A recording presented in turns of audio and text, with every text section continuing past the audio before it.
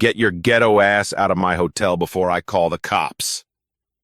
Derek Walsh snatched the black card from Maya Richardson's fingers and slammed it onto the marble floor.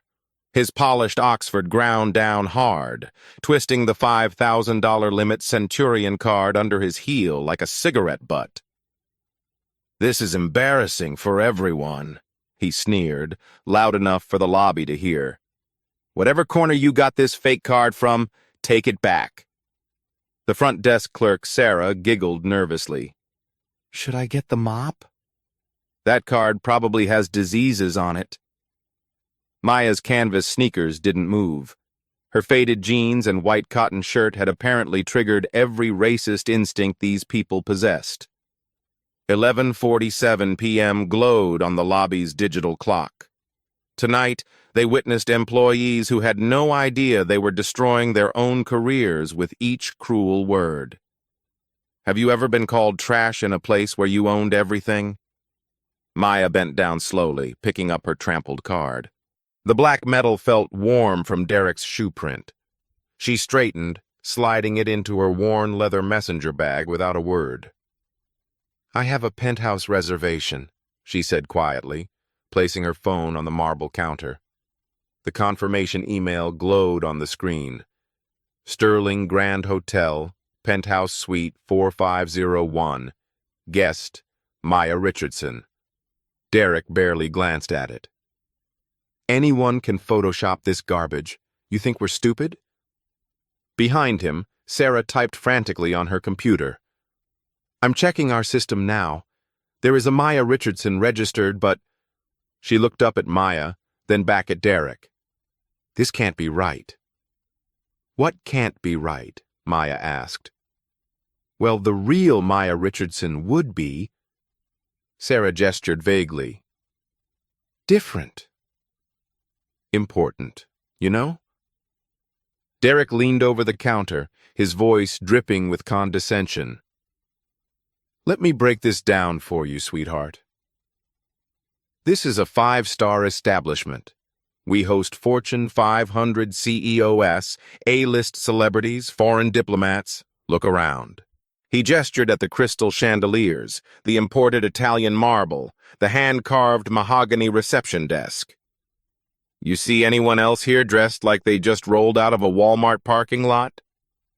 Maya checked her phone. 11:52 p.m. 8 minutes until her conference call with Yamamoto Industries in Tokyo.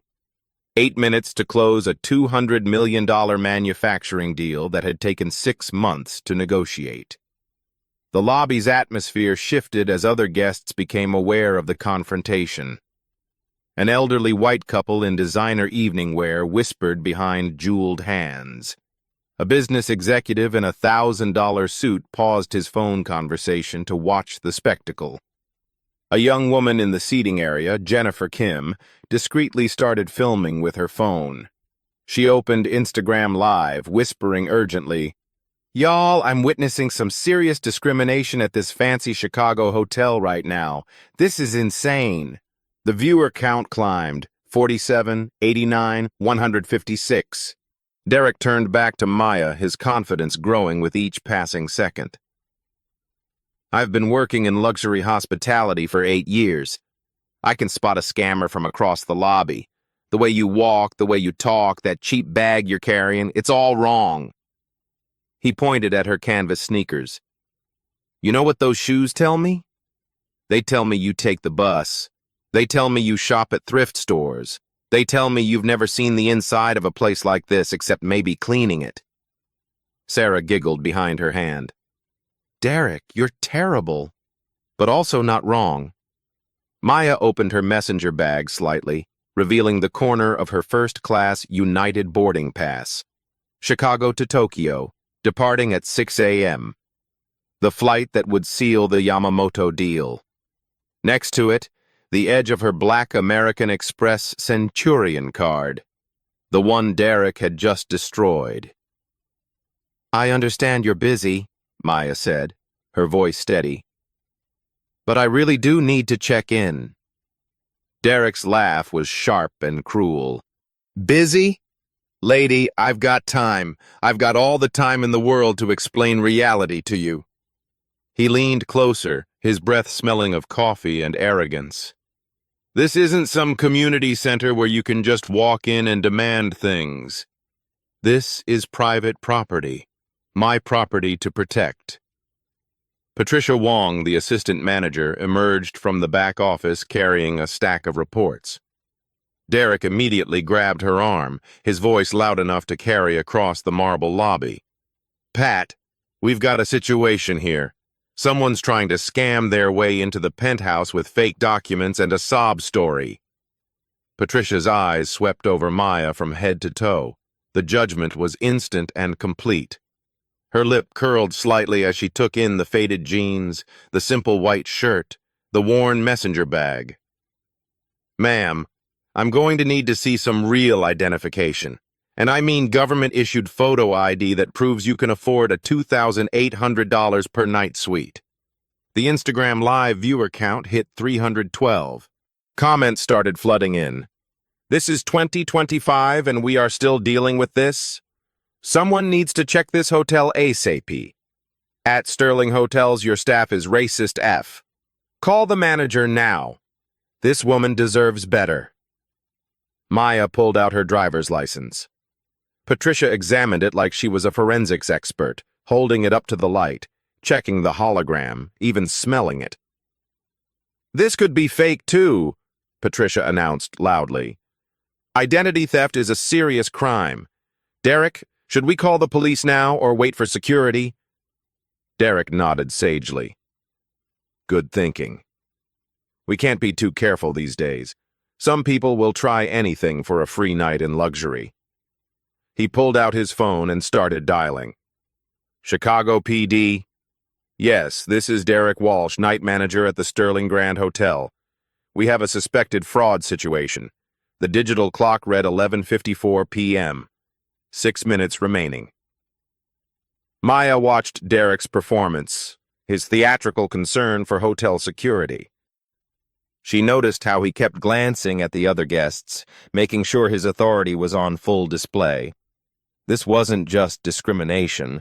This was entertainment for him. Sarah leaned over to Patricia. Should I cancel the penthouse reservation? Open it up for someone who actually belongs here?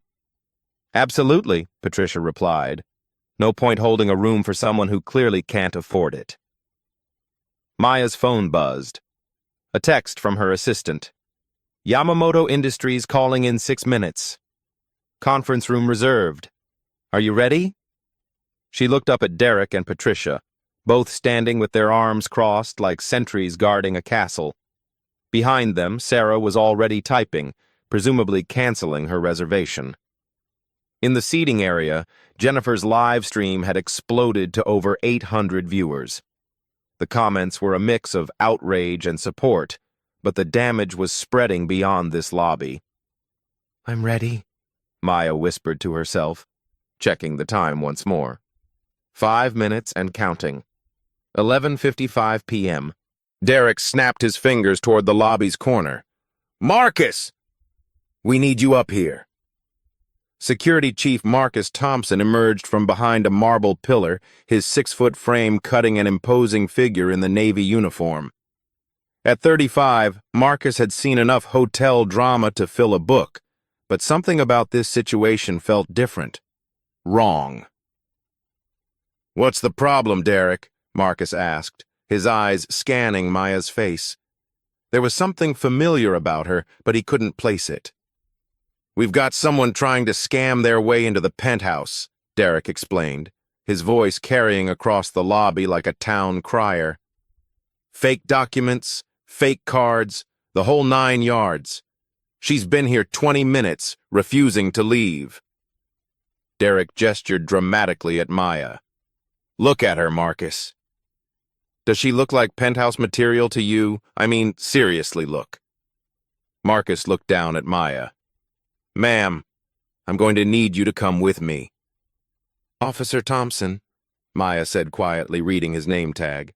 Before you do anything, I strongly suggest you check your employee handbook, section 14.3 specifically. Marcus paused, confused. What are you talking about? Just check it. Please. Derek rolled his eyes. She's trying to confuse you with legal mumbo-jumbo. Classic scammer tactic. They watch YouTube videos about tenant rights and think they know the law. Jennifer's live stream had exploded to 1,847 viewers. She held her phone steady, whispering urgently to her audience, "This is getting crazy, y'all." They called security on this woman for literally nothing. The racism is so blatant I can't even... The comments were multiplying faster than she could read. Record everything. This hotel about to get dragged. Someone call the news stations. Sterling. Hotel racism needs to trend. Where are the civil rights lawyers when you need them? I'm never staying at Sterling hotels again. This is disgusting in 2025. Patricia grabbed Maya's phone from the counter. Let me take a closer look at this so-called reservation. She scrolled through the email, her frown deepening. This is sophisticated. Whoever made this fake really knew what they were doing. Look at these details, Patricia continued, holding up the phone. Professional email format, correct hotel letterhead, even the right confirmation number structure. But we know it's fake because... She gestured at Maya again. Because look at her. It's not fake, Maya said simply. Sure it's not, Patricia snorted. And I'm Oprah Winfrey. Derek, should we call the police now? This is clearly criminal fraud. Derek was enjoying himself now, playing to his audience of hotel guests and live stream viewers. You know what I love about my job? Protecting honest, paying customers from people who think they can just walk in here and take what they want. He gestured toward the elderly couple in evening wear. Mr. and Mrs. Henderson have been staying with us for 15 years.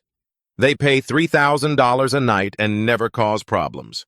They dress appropriately. They respect our establishment.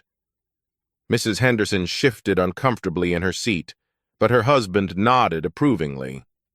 Derek continued his performance, his voice growing louder and more theatrical. But then you get people who think they can waltz in here with their fake documents and their attitude, demanding penthouse suites like they own the place, like they deserve something they clearly can't afford. He pointed at Maya's messenger bag. You see that bag? I've seen better luggage at a gas station. And those shoes?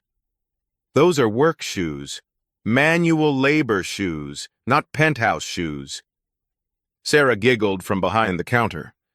Derek, you're so bad. But you're not wrong, though.